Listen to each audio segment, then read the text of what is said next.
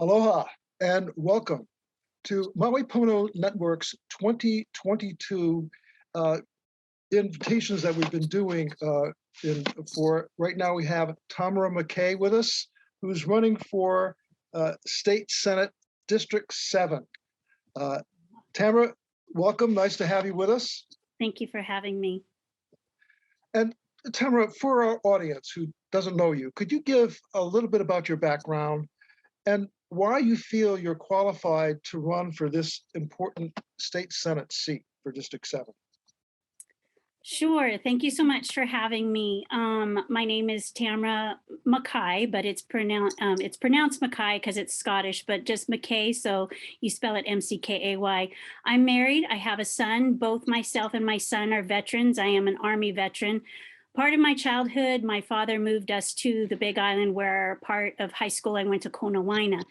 And then right after high school, I joined the military. I had always wanted to return back to Hawaii, but I had the intent to go to the Big Island. But the business that I was involved with at the time had brought me to Maui. And so I've been here ever since. I hold a real estate license in Las Vegas. I am a professional photographer. My husband and I are also small business owners. My husband's name is Barry, by the way. He's 6 generations Mauian, and his family is with Haleakala Ranch. We are very proud to say that Haleakala Ranch continues to expand on reforestation project with planting koa trees, but we can talk more about that in a little bit. I've been active in the community, from helping serve the homeless to being involved with Maui County Upcountry Fair for almost 8 years, which we help perpetuate agricultural paniolo culture, as well as supporting the 4-H organizations.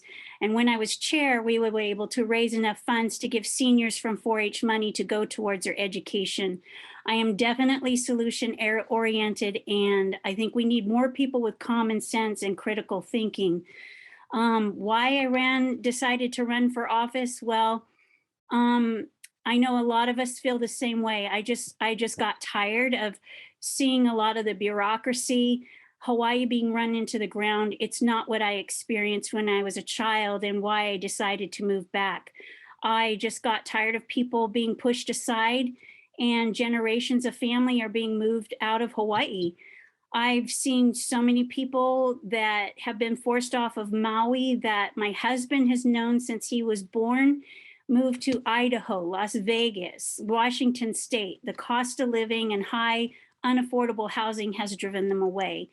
And along with the water meter issues, I mean, us ourselves, we've been on the water meter for over 16 years and told we have 14 more years to go. So when is enough enough? When are our elected officials going to start focusing on the people instead of their pockets?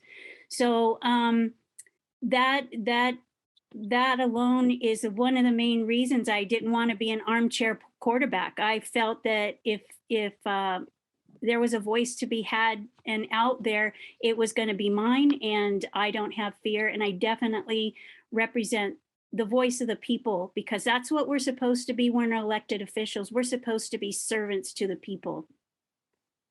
So in these different areas of needs that we have as a community, where do you feel your biggest emphasis will be if you go over to become a senator for us? Well, it's hard to pick and choose because there's so many issues.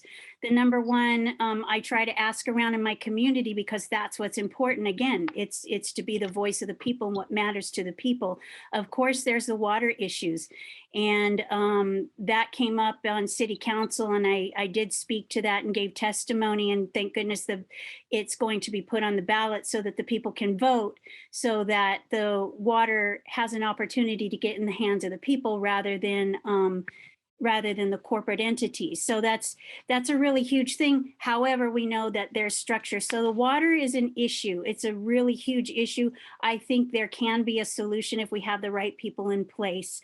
Of course, for affordable housing, I know that is possible. We just have to make a decision as a community on how we want to handle that, because there's definitely zoning issues that we need to change, as well as a lot of red tape and legislation. And there are little tiny solutions that we can make if we just get rid of the red tape, work with people who have land and enough room on their properties to build tiny homes, or small ohanas, so that their families can have a place to live, or they can use that as an alternate form of income for themselves. We can do it. It's going to take work, but it's going to take us all to get together. We have, like I said, so many different issues. We need to look at our small businesses. I mean, one of the biggest things I think we need to look at on top of the other two issues is I want to make tax incentives for the small businesses to compensate for the minimum wage increase that was just passed. So I think a lot of the times that our sitting officers tend to put the cart before the horse. They want to pass laws before the infrastructure is put in place, and that's where we get in trouble. Great. Thank you for that. Asia, if you could ask the next question. Do you find our current legislature effective? And if not, what do you think you could do to help them be more effective?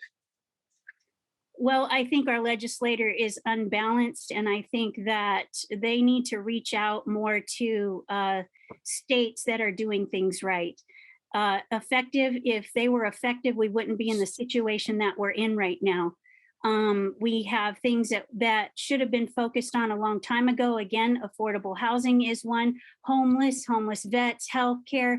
There's an issue on Molokai. People say it's the welfare island, but if they really ask the people what is wrong there, they'll tell you. I heard a heartbreaking story of this young man just turned 21. He's not going to be able to go to college or further his education because he was chosen out of his family to stay home to take care of his grandmother. And that is a huge problem on Molokai that I was told because of the poor kapuna care that they have. The elderly don't want to come to Maui, to Halemakua and die. They want to be at home. Therefore, they're dependent on their family. So what other resource of income they have other than welfare? We need to change that. I know that Monsanto is over there.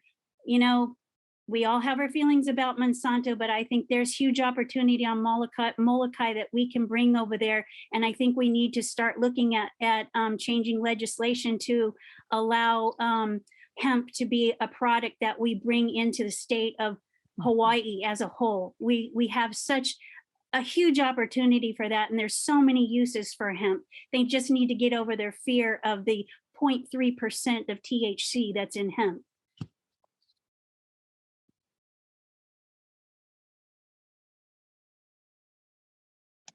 Thanks. That's a great answer.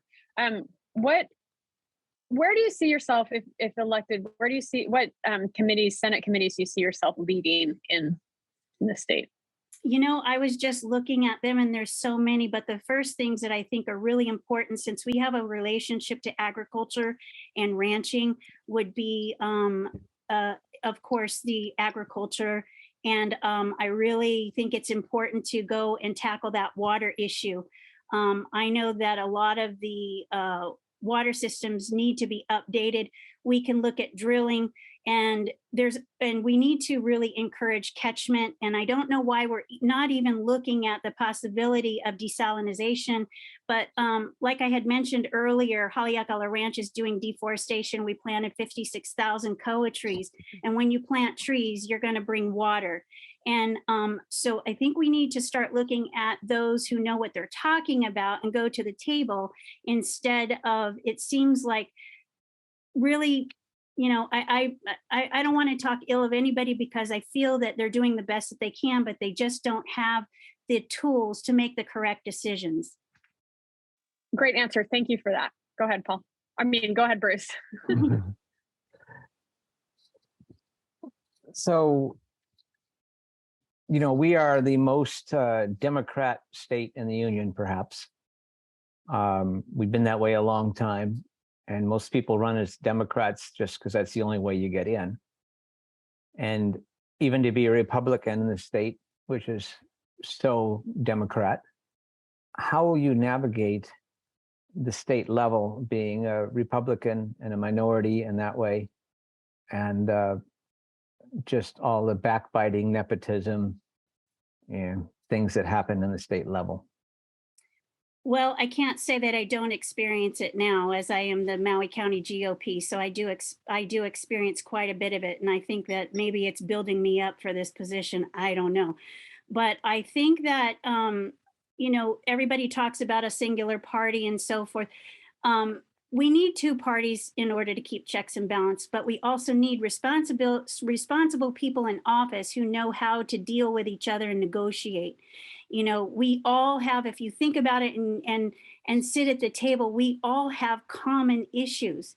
It's how we deal with it and how we speak to each other and we negotiate and bring valuable tools to the table.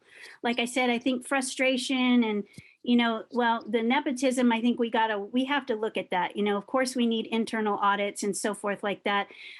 But you need people with a backbone who don't have any fear and are willing to stand up against them. That pretty much is a bottom line, but I don't think parties should be a deterrent to get to the main goal. We have to be respectful, sit at the table with solutions, common sense solutions and critical thinking that makes sense. We also have to remind each other, regardless whether they're a Republican, a Democrat, Libertarian, Green Party, that we are elected by the people for the people. And we need transparency. And again, when we're elected into these positions, people forget we are elected to be servants of the people. And with that, what was your reasons for choosing Democrat Party, a Republican Party, and in fact, being the local GOP leader? Why did I choose to be the GOP leader, or why and choose the GOP Party? What's your rationales for that? Well, I do have conservative values. I believe in less government, lower taxes, the Second Amendment, the Constitution. I believe in America. I believe in freedom. Great. And if elected, what would be the bills that you would want to champion to bring forth? That you'd want to bring forth, and what bills would you like to work on? I really want to bring what is most important to the community. And what is most important is changing and having affordable housing. And what we need to do, that has to do with legislation and getting rid of a lot of the red tape. For people to sit idle, we have to work with the counties as well. We have to work cohesively together. And I know that, like, I've seen parts of a road. Well, actually on our road, the state and the county, they haven't refurbished our road in 30 years because the state says, no, it's the county, and the county says, no, it's the state. So we need to get over those issues and come together. But affordable housing is a big, big issue. We're pushing people away. We need to focus on our mom and pop businesses before because I know that the state is driving tourism and it's a dangerous place to be 100% dependent on tourism. We need to hurry up and find another alternative source for our economy here, because I've heard that they're talking about increasing taxes on tourism. And I also, as I said, I do some work in Las Vegas. And one of the dangers of taxing people, especially in a state where it depends on tourism, they're going to drive tourism to other locations such as Cabos, the Caribbean, and other tropical places. I've heard from tourists themselves saying that Hawaii is becoming too expensive for them to return. So I think it's really important, again, affordable housing, an alternative solution, modifying the Jones Act, and working on our economy. We have to focus on our small businesses. So, these are probably 2 or 3 bills that need to be submitted to really cover the entire spectrum that I'm talking about, giving tax cuts for the small businesses, removing the GE tax against food. That would also help the economy as well. Great. Thank you for those answers. And with that, I will pass it to Paul. Thanks.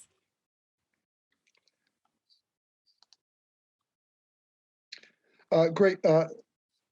Tamara, certainly there's been a lot of different types of, well, I just want to mention one thing. As Bruce just talked about, you're being involved with the Republican Party, and you got over 2,000 votes, 2,004 votes. Mhm. Isn't that a new record for the Republicans here in Maui County? As I don't think a Republican ever received that many votes before. Is that correct? From what I was told, the last time anybody got over that many votes on a Republican ticket, it was 1998. So I feel pretty good about that. I think it's also across party lines. As I say, I talk to a lot of people that, from ranchers in the community, Republican, Democrat, and people who have never voted. So I think it's time for change. Great. Well, thank you. And certainly, quite a few people feel that also. And now, one thing that's happened is with Roe versus Wade, the shift Mhm. that's occurred there, certainly then a lot more of those issues around women's rights Mhm. and LGBTQ type issues fall more towards the state. Where do you stand on that in terms of those two particular issues? Well, Roe versus Wade was actually turned over to the state, so it's not anything that can be turned over. So it's really up to the state and it's up to the people to move forward. Regardless, the people are the voices, regardless of my beliefs. I do believe in life, and I think that Curtis Means is a testament to that. Who is a miracle child, who is the youngest preemie, who was born at 21 weeks. But however, I understand that we may be in a position, and again, when we're talking about pro-life, pro-choice, I think we need to do a better job at education with our young people to educate them on birth control and what it is like to have a child. I know when I was in high school many years ago, I mean, we had to carry a little egg around to show the responsibility if you were to have a family. So regardless, Roe versus Wade was turned over to the states. And like I said, we need to start educating our young adults. And where do you stand in terms of women's rights? And what would you advocate for, if you became a senator? I would advocate for what the majority is going for. I have to, as I said before, I'm a servant of the people, and I have to advocate for what the people want. My personal beliefs can't interfere with what the people want, regardless. Okay, thank you for that. Asia, you'll be next. So how do you see yourself making a dent on education in the state? That's a big part of the spending of the state. It's something that affects a lot of us that have children or have come through the school system. Education is really important. I feel like there's not been a lot of movement. Go ahead, sorry. Oh, no, sorry. I think maybe you froze up and I thought you were finished. So basically, I think you asked your question on education. Okay. So education is certainly important because our children are our future. I think we're doing a poor job as a state with our teachers in their salary, just as the same as what we are not doing justice with our police department. How are we going to give good education to our children if our teachers are not even sticking around? They're leaving the state because they can't afford to be here. Last I checked was $2,100 to rent an apartment. And then you're talking about minimum wage, and that being a big deal, which is another topic in itself. But when I saw, this is what I'm talking about is critical thinking, and we need to put we got to stop putting the cart before the horse.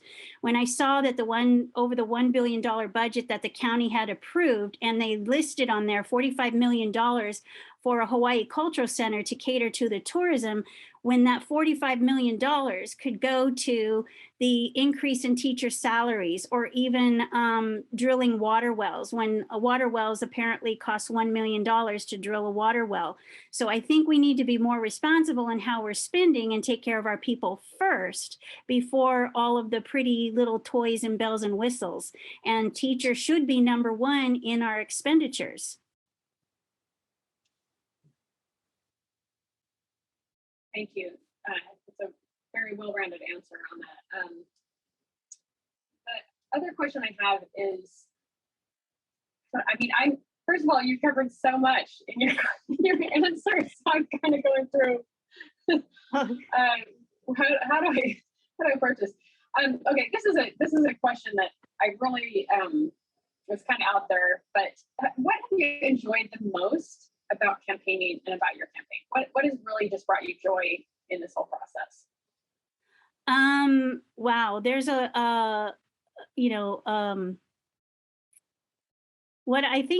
I enjoy the most is hearing the stories, especially furthering my education with Hawaiian history and hearing two different perspectives. For instance, I met Sam King the other night, who is running for OHA, and he has a different perspective than maybe Kalina Kahau, who had run for governor, and the sovereignty and where people stand. I find that very fascinating.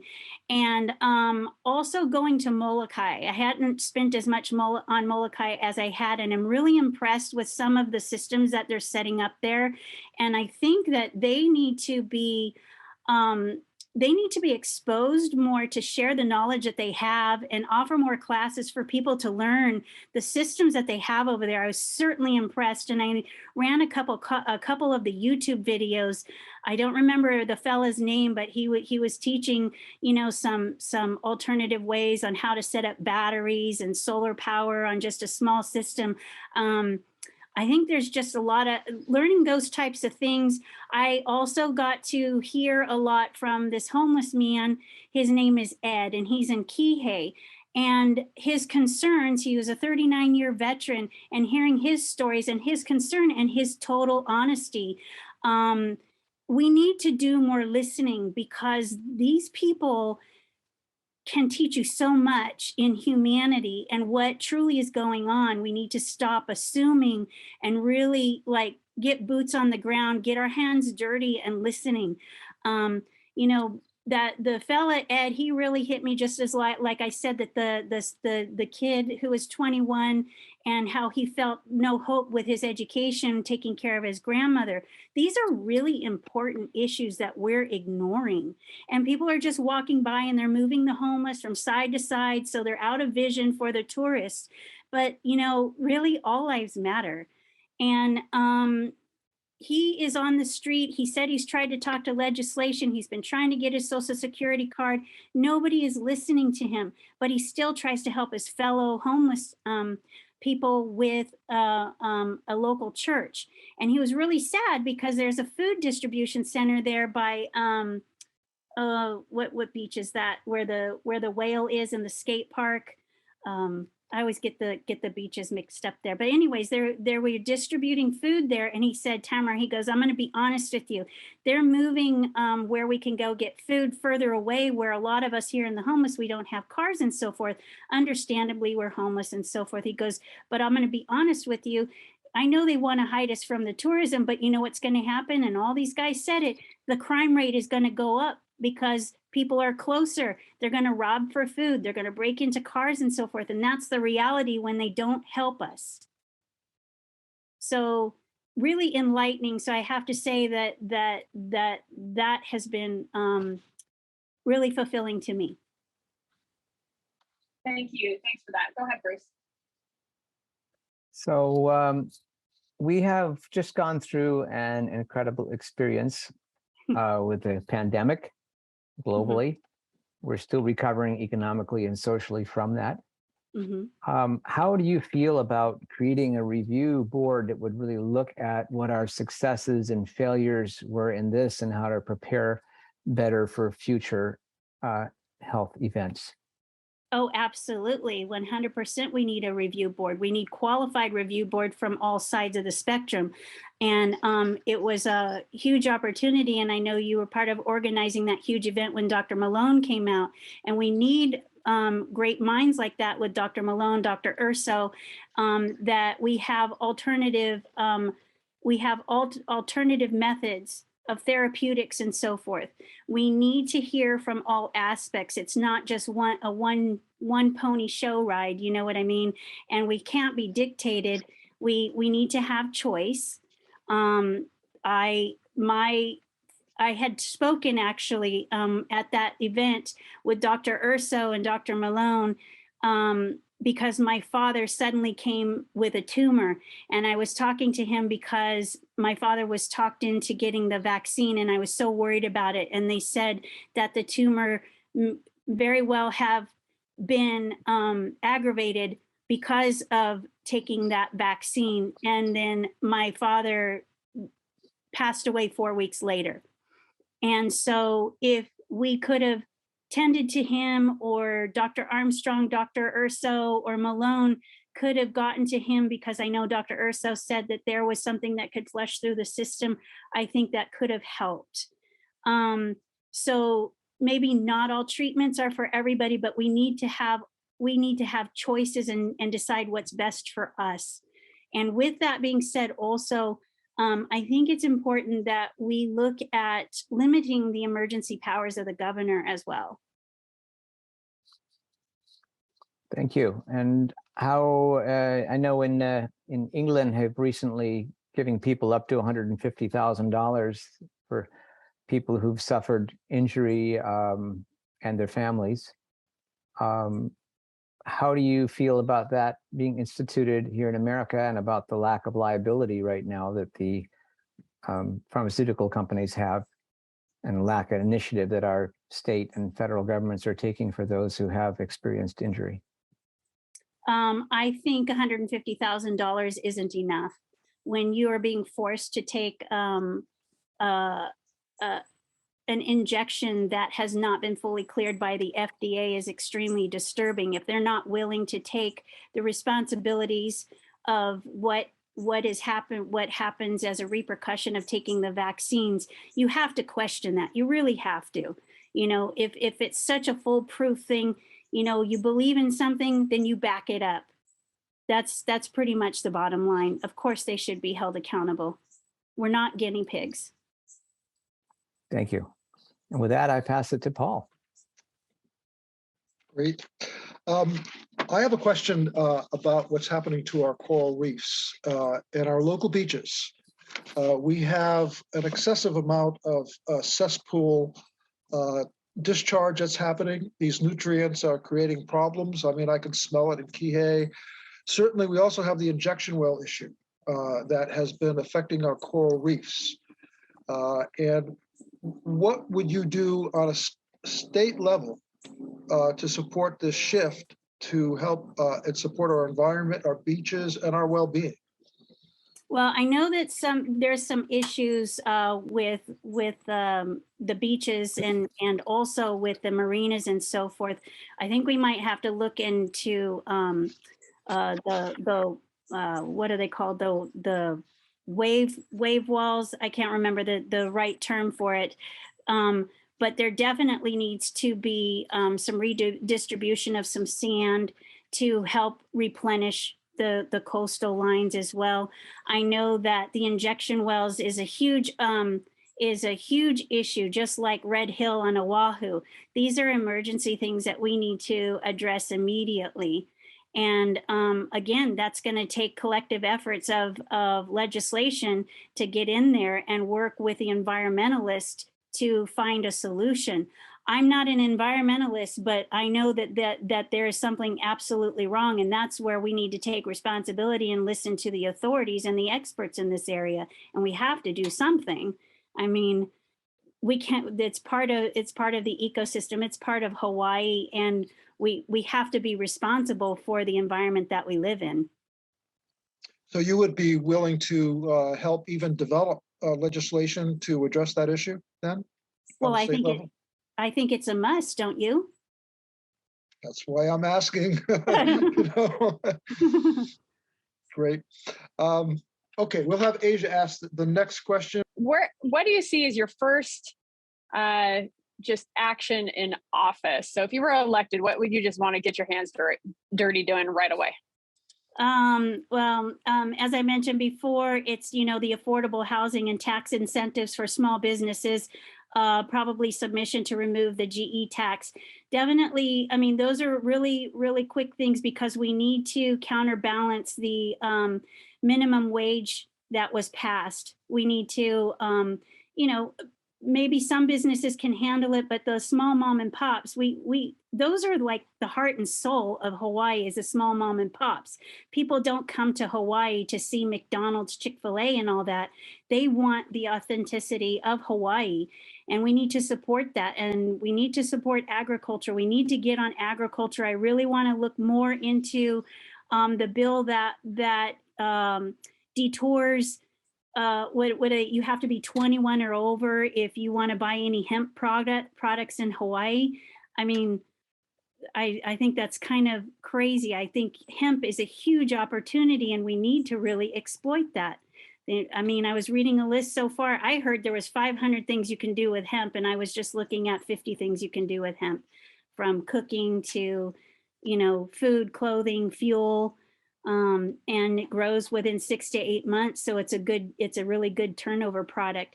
I had the opportunity to speak with Alika Tai because I was having him to try and talk to Haleakala Ranch about some things, about what he could do with different levels of sustainable food, and maybe what some ranches would be willing to do with non-core areas that are non-grazing, let alone battling with the deer issue. But we definitely have to tackle those issues, and the Jones Act is part of it. Gosh, these are all so important. They say, Tamara, when you come to office, get ready and have 6 bills. And I'm like, oh my gosh, I might have like 10 or 15. So right away, is the rezoning, affordable housing, tax incentives for small businesses.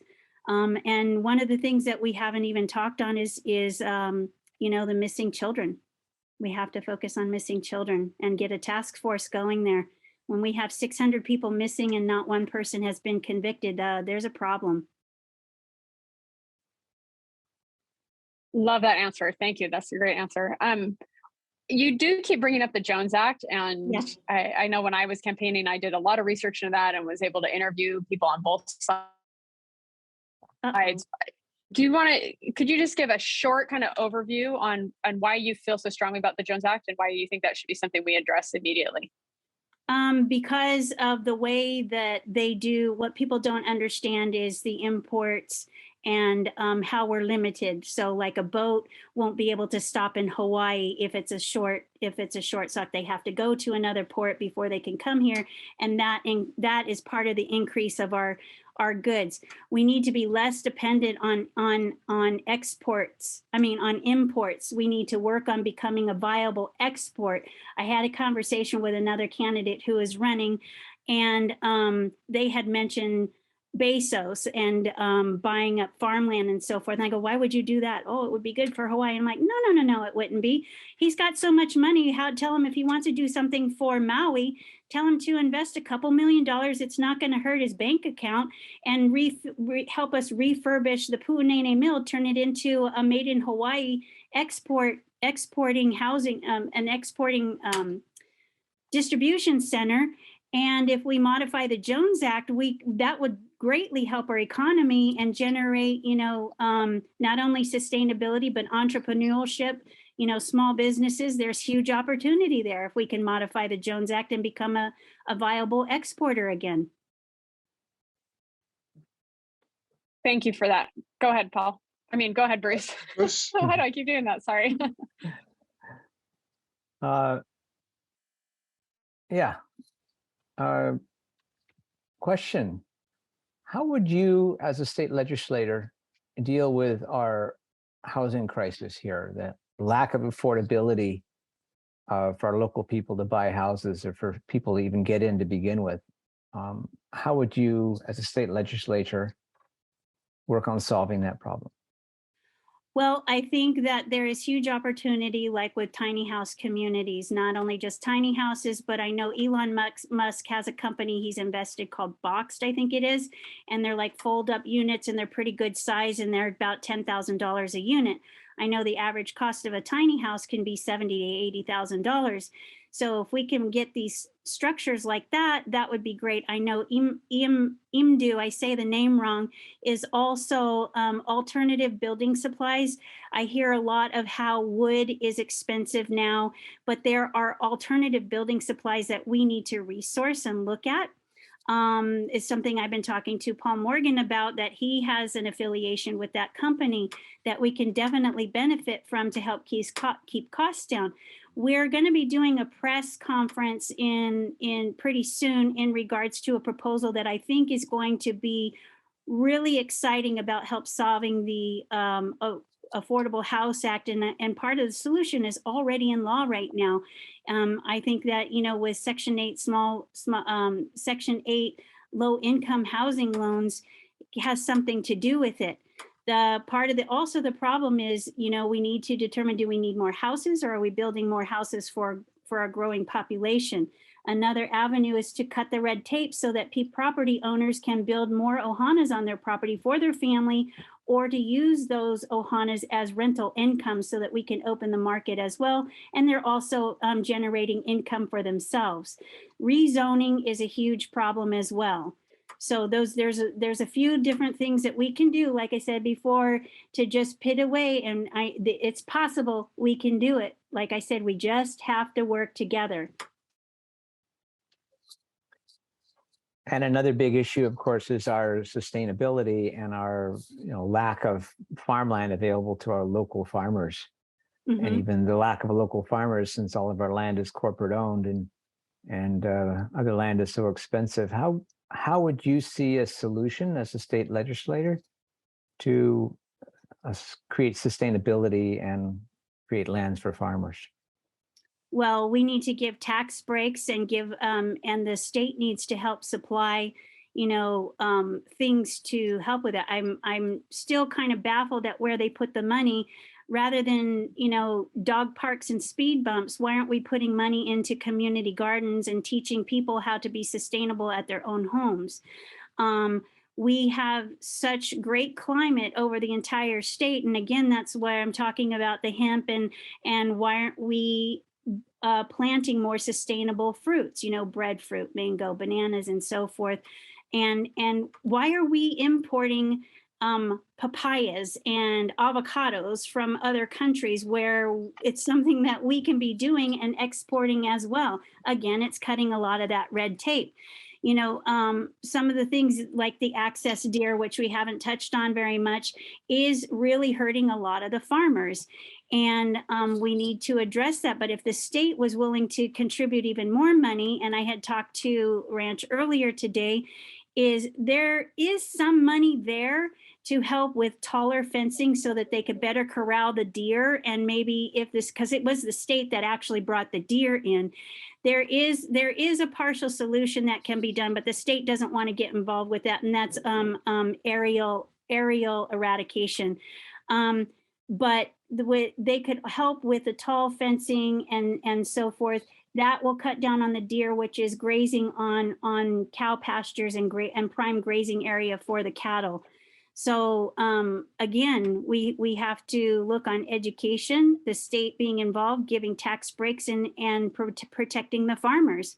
There's no reason in this world, and it baffles me, why we are even buying any type of imports in the food industry when we can provide it here ourselves. Thank you for that thoughtful answer, and I'll pass it to Paul. Tamara, you have an opponent that has a significant momentum. Linda Coit has been a state rep for a long time, and now she's taken on the Senate seat that you're going after. And so my question is, how do you differ from her platform? Where do you see yourself being, looking at things differently or doing things differently than the way she has? Because certainly she has a record so, past legislation she's been involved in? Where do you see yourself departing from the way that she's doing things?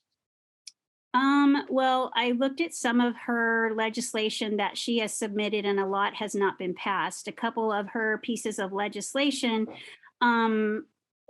which didn't go through, was not popular by the police force, was the bailout. And she also, which I don't agree with, is the minimum wage, because I feel like you should give the small businesses a tax incentive before you force an increase on the government telling you how much you need to pay their employees, because that you're not looking at the total impact on that.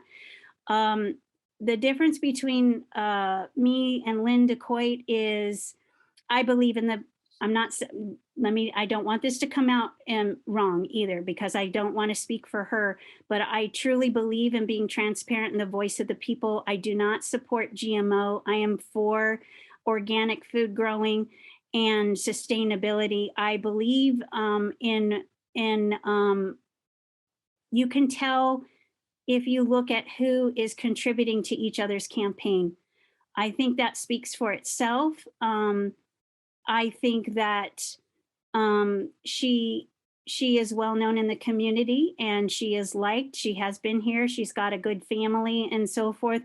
But I think that it's time for change. I'm concerned, with other avenues, but I definitely don't want to point any fingers at anything at this point. I'm sure, she has her good points, and I know I have my great points. So you mentioned about funding and campaign support, and looking at the differences between from campaign spending and also from Lynn. Have you taken big interest of money to come in to support your campaign? No, my donations are only from private citizens. Great. Thank you for that answer. Asia, you're next.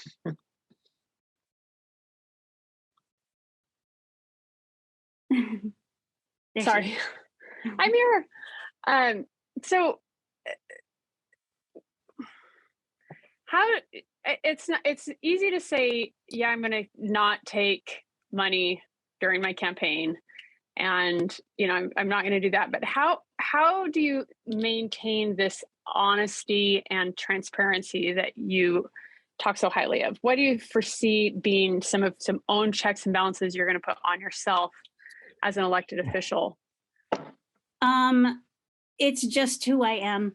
I'm just a very convicted, transparent. Some people say that I can be difficult, but it's not difficult. I believe in I have certain convictions, and I stand by. What is right is what is right, and I have a foundation in what I believe in, my spiritual belief, and that's a really deep question. Without, I don't.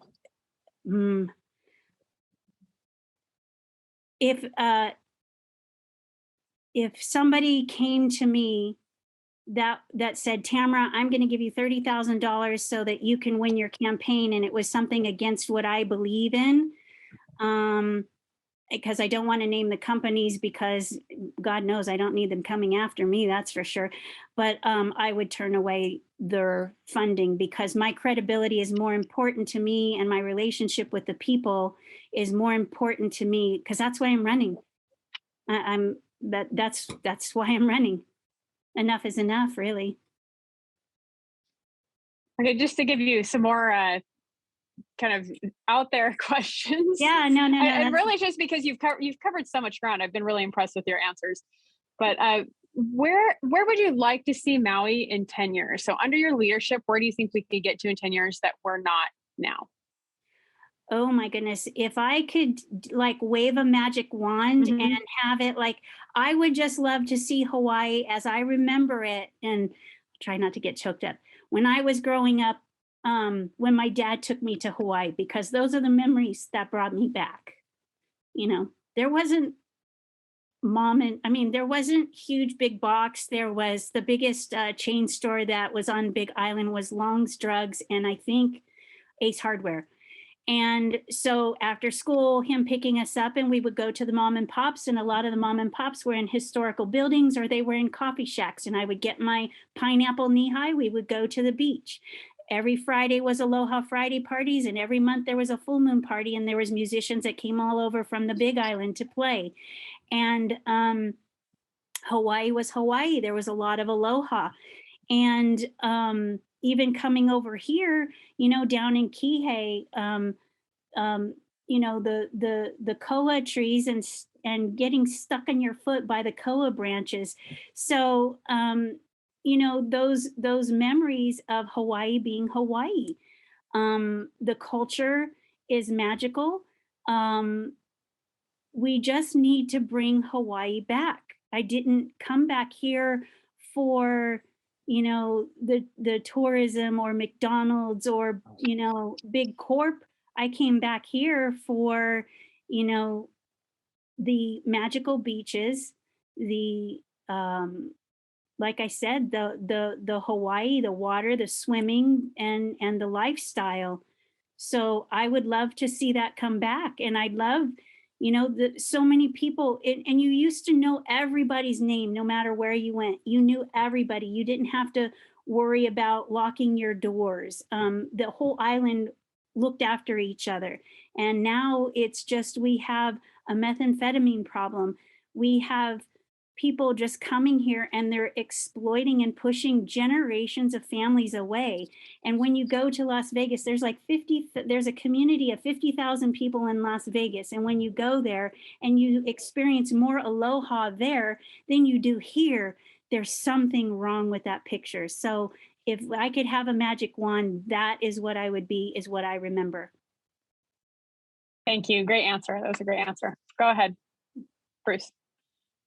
Bruce, yes, and this will be the last one, Bruce, for you also, and we'll end up, I'll give the last question, okay? Miss Tamara, what have you learned being the leader of the Maui GOP party? What have you learned from that experience, and what do you carry with you into your campaign from that? What have I learned? Wow. You must have some inside scoop.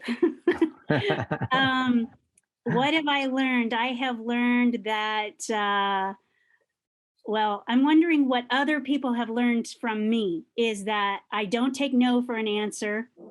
I fight for what I believe in.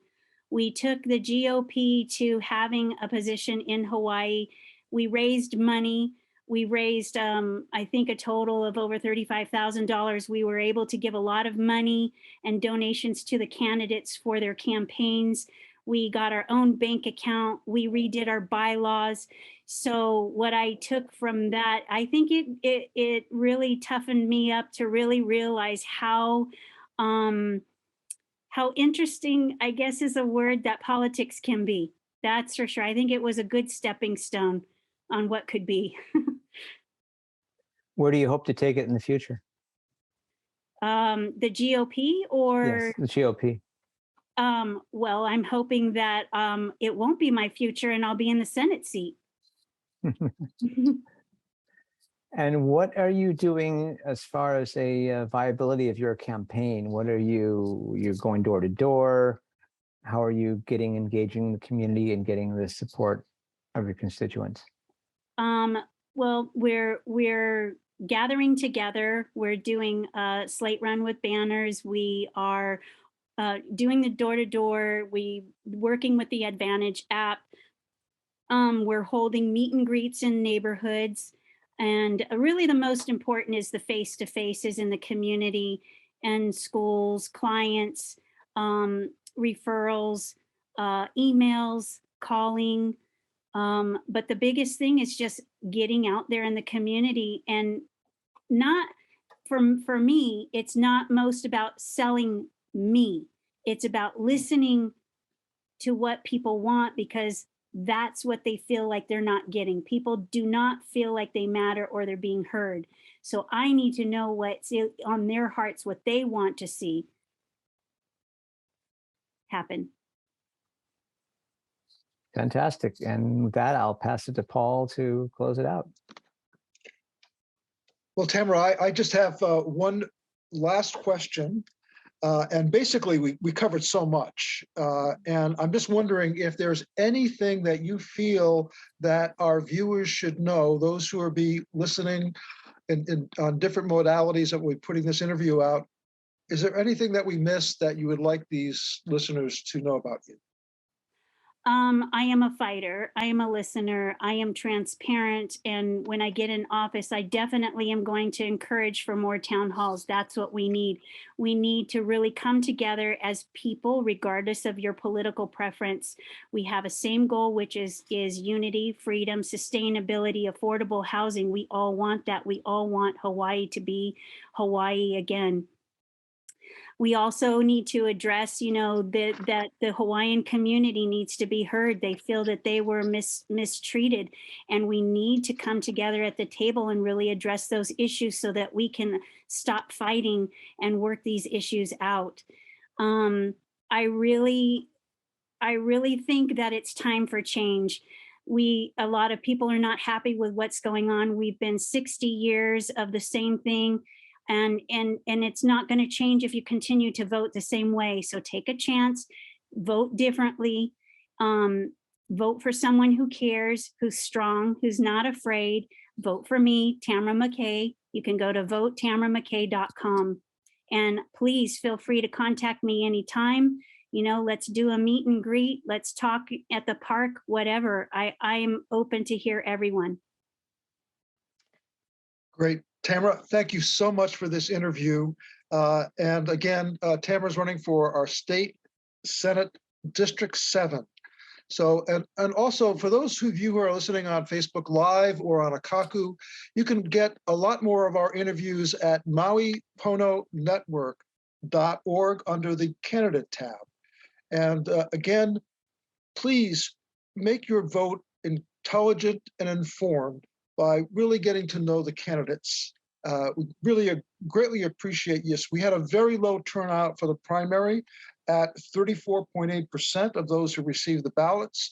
So we really need to improve on that. And your vote makes a difference. So please participate and get involved and cast your ballot. All you have to do is just stick it in the mailbox. So again, if you want to get more informed on the candidates, go to then mauipononetwork.org. And Paul, would you just say what the district encompasses? What regions?